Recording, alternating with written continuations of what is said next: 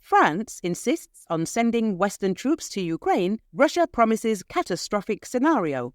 The Élysée Palace, after French President Emmanuel Macron's statement about the possibility of sending troops from Western powers to Ukraine, insists that Kyiv's allies should discuss this issue.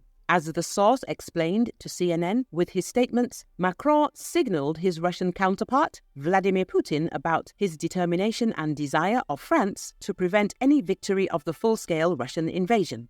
The source stressed that the French president did not talk about the actual departure of troops and no decision was made on this, but there are all sorts of things that were ruled out 2 years ago and which are no longer ruled out. Macron has not ruled out the possibility of sending Western troops to Ukraine in the future after a meeting in Paris, emphasizing that there is currently no consensus among allies. A number of European states and NATO have since stated that they do not plan to send any troops to Ukraine. The potential deployment of NATO troops to Ukraine will lead to a catastrophic scenario and could be interpreted as a declaration of war on Moscow, top Russian Senator Konstantin Kosachev has said. The Vice Speaker of Russia's upper chamber, the Federation Council, offered his take on remarks by French President Emmanuel Macron on the possibility of sending troops in a telegram post. The approach exhibited by the French leader carries a risk of the situation developing into a catastrophic scenario, Kosachev warned, stating that the move would not be tolerated by the Kremlin. This is the line beyond which it's no longer just NATO's involvement in the war. This has been happening for a long time, but can be interpreted as the alliance entering direct hostilities or even as a declaration of war, Kosachev wrote. The senator's comments echoed a statement made by Kremlin spokesman Dmitry Peskov, who said the move would make a direct collision between the US-led bloc and Moscow not only possible but actually inevitable. Bandera, Stalin, Princess Olga of Kyiv, Musk and Orban. What Putin told Carlson about. The widely publicized interview of Vladimir Putin by American journalist Tucker Carlson turned out to be nothing more than another repetition of the Russian president's well-worn rhetoric. Putin talked about Stalin, complained about Bandera and Shushkevich, accused Ukraine of attacking Russia, and mentioned Hungarian Prime Minister Viktor Orban. The interview began with a half-hour interpretation of Ukraine's history by Putin. He reiterated his narrative that Ukraine was created by Vladimir Lenin, but now, according to his version, Ukraine was formed by Joseph Stalin as a result of World War II.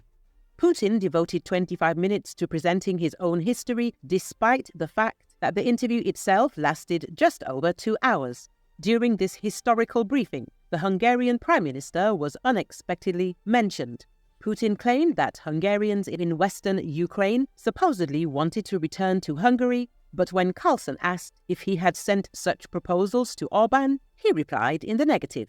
Putin also mentioned Princess Olga of Kyiv and Vladimir the Great during his discussion with Carlson about how Russians, who are deeply rooted in Christianity, supposedly very loyally treat people of other faiths, and Russian authorities have always carefully treated other cultures and religions.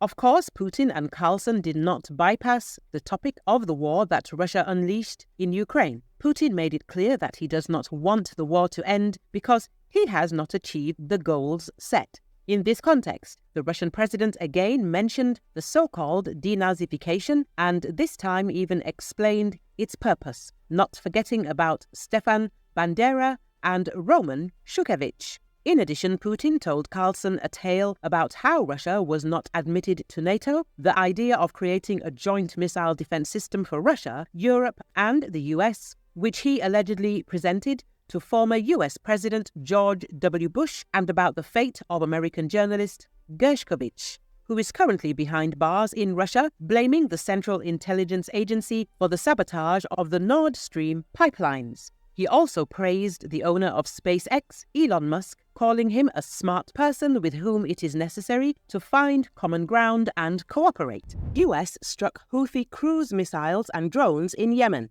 The US has launched a series of strikes against Houthi cruise missiles and surface drones in Yemen, according to the US Central Command.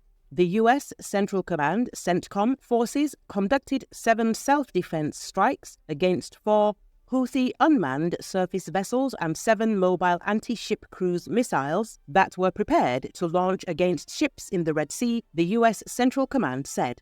It is reported that the U.S. military detected these missiles and unmanned surface vessels in Houthi-controlled areas of Yemen and determined they presented an imminent threat to U.S. Navy ships and merchant vessels in the region. These actions will protect freedom of navigation and make international waters safer and more secure for U.S. Navy and merchant vessels.